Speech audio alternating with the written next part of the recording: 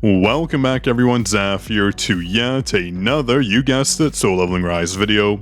For today's video, I'm going to cover weapon combinations. I know that's a very big concern for everyone.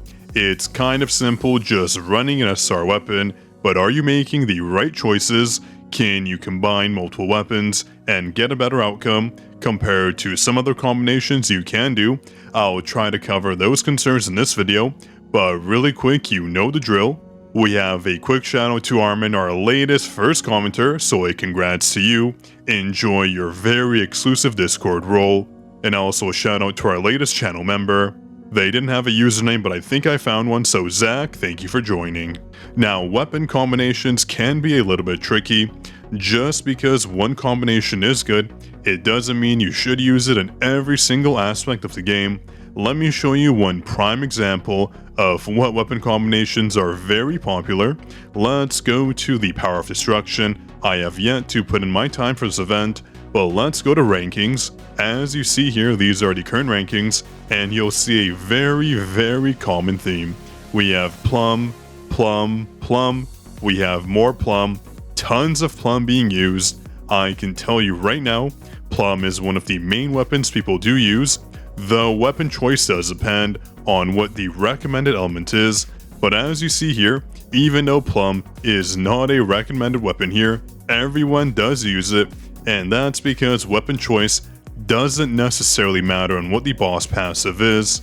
You can use one main weapon, as you see many people using here. Let me hop back to the rankings. You can see the combination is Plum with Huntsman, which is one of our better if not best light weapons. Obviously it's the only light SR weapon we have, but I digress. The reason why Plum is so good, universally known as the best weapon you can put on either one of your slots, is due to the passives it does provide. So if you have Plum, that can be the first weapon you use with any other weapon we have in the game. Obviously some are better than the rest, so let me show you first why Plum is so good. So the first effect right here is Plum Flower. It increases our critical hit damage by 12% and it stacks up to 3 times. The duration is infinite, meaning when you use Plum, you can essentially get a 12 times 3% buff, so a 36% critical damage buff, which is honestly astounding. And the effect is super easy to get off if you weren't aware. After using Plum Flower, Swift Flight, which is just the main skill for Plum. Right here, we have Plum Flower Swift Flight. Once you use that skill, the user applies the Plum Flower effect, and when you use dash as well, before applying the Plum Flower skill, you also apply the Full Bloom effect, which if you didn't know, it increases the usage speed of Plum Flower by 20%, so it just activates faster from my understanding, and it also increases the user's attack and critical rate by 4%. That duration is only for 8 seconds, so the main bonus we look at here is the critical damage buff that does not have a duration, meaning it just stacks and that effect is applied throughout the whole match, which is why Plum is so good. It can be used with any other weapon, providing, let's say, Huntsman against a dragon, a substantial bonus.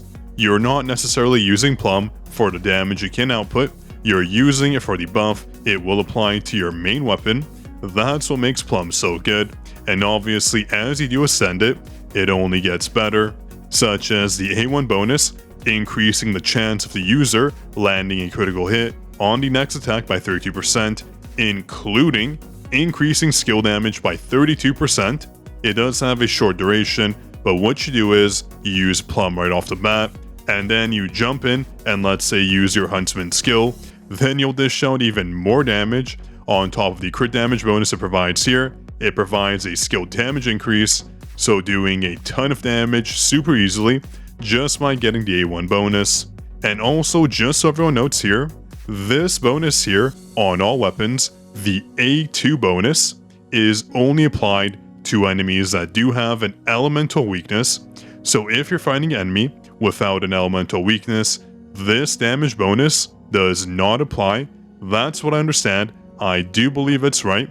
You can correct me if I'm wrong, but that should be how it works.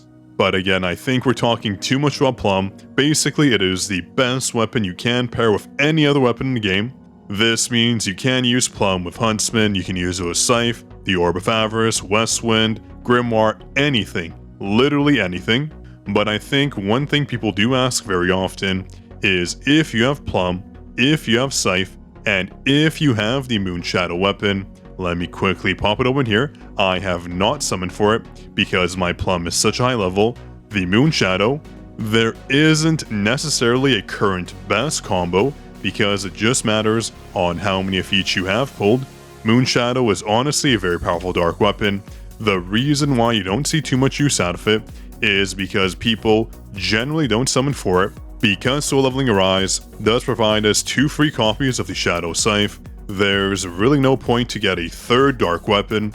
That's why this weapon is generally not prioritized unless you're super pay to win. Even if you pull 1 copy, having a dupe of Scythe is honestly pretty good, due to the base bonus it does provide.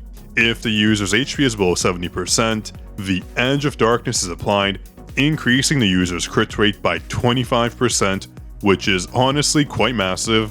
So if you have Scythe, make sure to get hit, drop your HP below 70%, that way this passive does apply, and just so everyone knows, that passive effect there, the one that does provide us a crit rate bonus, applies once you go under 70% HP, but I believe once you heal back up, this effect still applies, so just some knowledge you should have.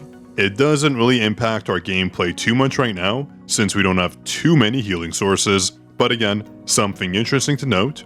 But going back to our weapon combinations, unless you're a super pay-to-win whale, Plum goes fantastically with the Scythe, but if for some reason you have more copies of Moon Shadow than the Scythe, you should obviously use the one you have the most copies of. But if you do have, let's say, A1 Scythe and A1 Moon Shadow, they both work fantastically with Plum. There isn't necessarily a better one to choose, it just depends on your playstyle. So literally, you can pick the one you prefer most. Your DPS will really not be affected too much. Moon Shadow does have the chance for more damage output, because you might have issues landing this skill here, which you do hold down to deal more damage.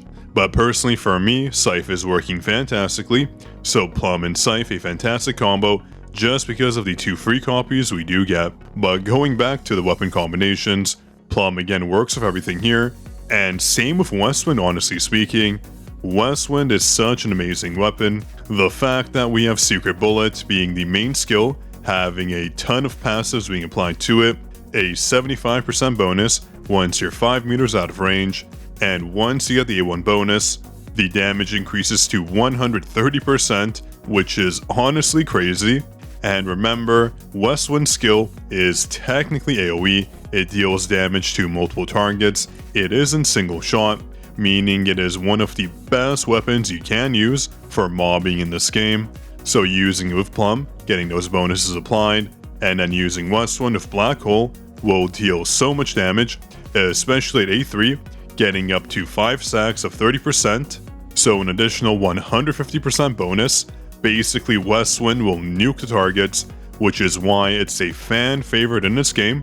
It just has such high damage potential, allowing you to get stacks upon stacks, completely nuking any mobs you do face, including bosses.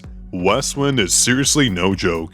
So Westwind can work with any of our weapons. Same with Plum, they are both fantastic options. And the same does go for Grimoire. Grimoire, if you didn't know, freezes the targets, making it so amazing. Let me see if I can go to the preview skills here just so you see. So hopping into the previews, this skill right here freezes the enemies. I guess not this one here, but it does freeze them, and it's such a useful skill to have. So when you use Grimoire's main skill, it has a 100% chance to apply the Cold Ice effect, and what Cold Ice does is it applies freeze to the target and interrupts them. Super useful for mobbing, super useful for dealing with pesky bosses that can be frozen, and when this effect ends, it deals additional damage to the target equal to 10% of their damage taken during the duration of this skill effect.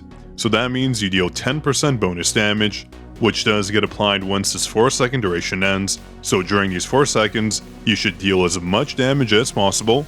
So you're timing this skill allowing your main weapons and skills to deal as much damage as possible. That's what makes Grimoire so good, but this effect alone is not what makes Grimoire so good. Once you start getting the A1 bonus, you can see here, it applies the Deep Erosion effect to targets with the Cold Ice effect, which is just this effect here.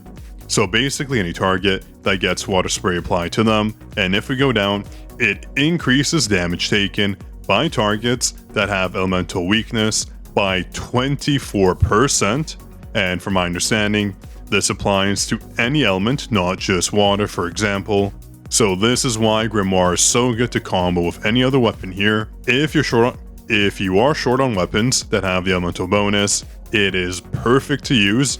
Just swap to Grimoire, use its skill, then start dishing out damage using your main weapons.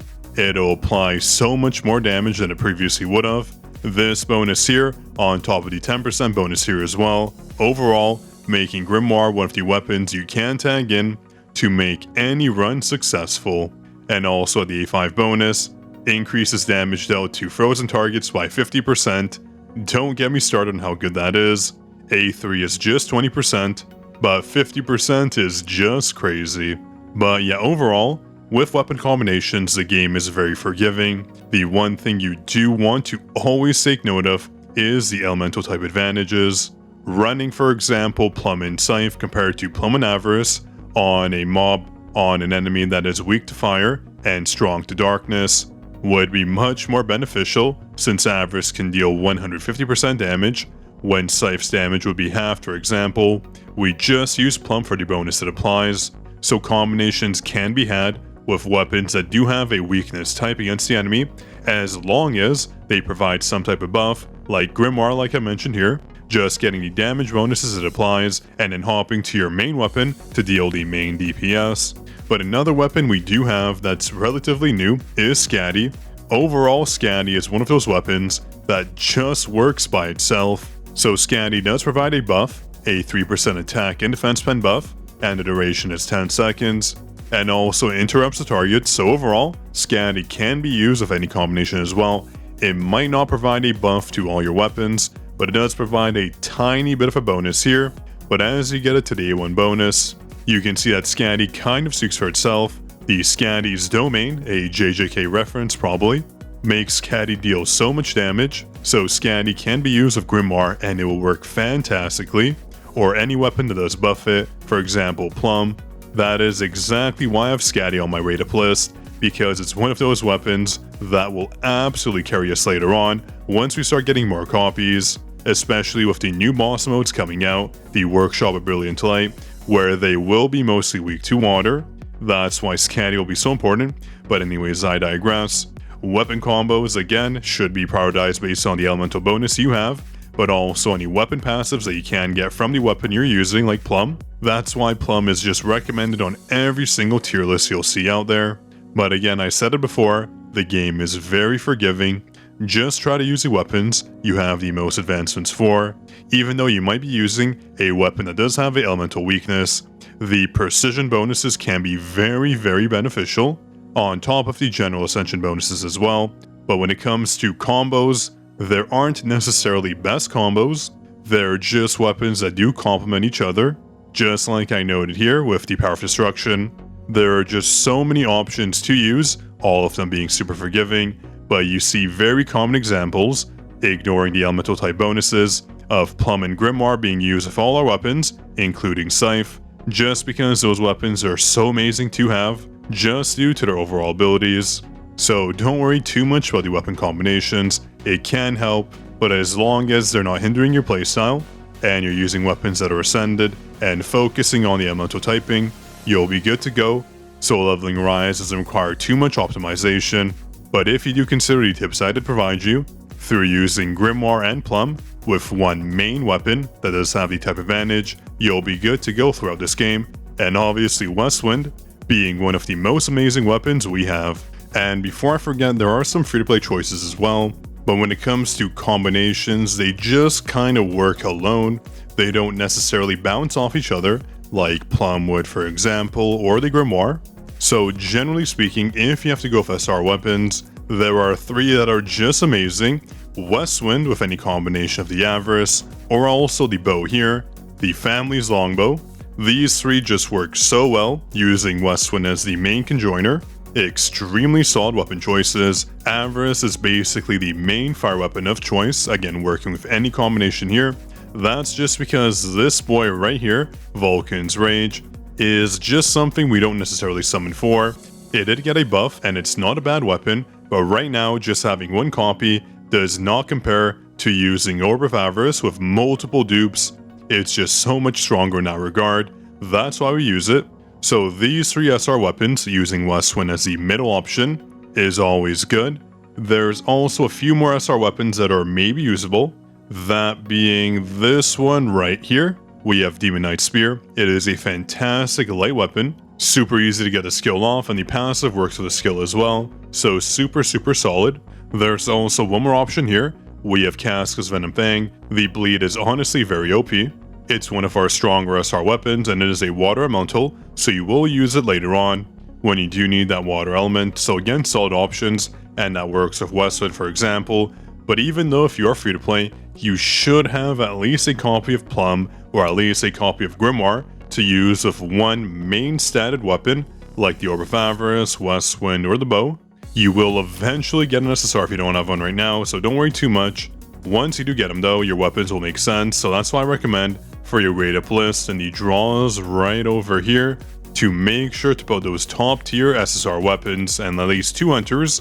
So having something like Plum, having something like Grimoire, Emma, and JINWOO are solid options. But as new hunters get introduced here, like Cha, which will be here in a few days, you can always swap any of those options out for her, since she's so OP, but that's a topic for another video. So hopefully that did clarify the free-to-play issue. Although SR weapons can be usable, it doesn't really matter what combination you put with them, since they will go with an SR weapon like Plum or Grimoire to really function well, but again it still matters on your playstyle. But these two weapons here basically work with anything, just because of the amazing bonuses they do apply, and same with Scythe, just because of this bonus here, 25% crit chance, super OP, super easy to get off, so you are able to use Scythe with any other weapon as well, if you are missing that option. But yeah, that was it for today's video. I just wanted to cover weapons since people are very worried that they're making the wrong choices, so if this video did help you, drop a like, be sure to subscribe as well if you want more content like this, and feel free to drop a comment if you have any questions or concerns. This was Zaf signing out.